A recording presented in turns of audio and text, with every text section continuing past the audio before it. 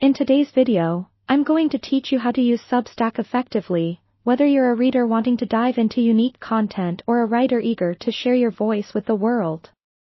To kick things off, if you're enthusiastic about discovering new content, head over to www.substack.com. This is where you can begin your journey. Once you're on the home page, you'll notice a search bar right at your fingertips.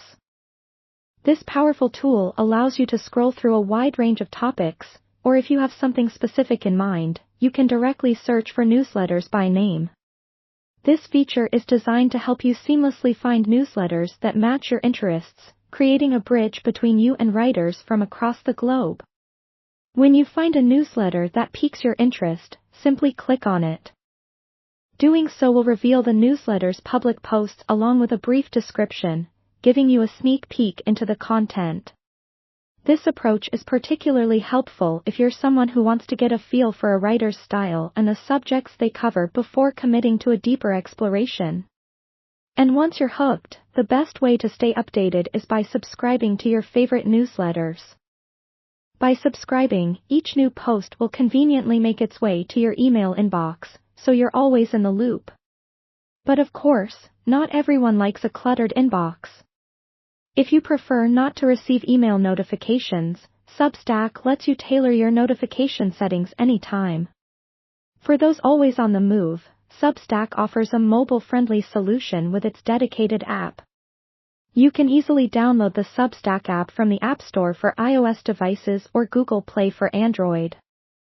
Once installed, just log in, and you'll be met with a personalized feed that displays all the newsletters you're subscribed to. This feature keeps everything neatly organized and allows you to access content wherever and whenever you please. Now, if you're viewing Substack from a writer's perspective, the process is equally simple. Begin by visiting substack.com and logging into your account. After logging in, direct your attention to the top right of your screen, where you'll find the dashboard drop-down menu.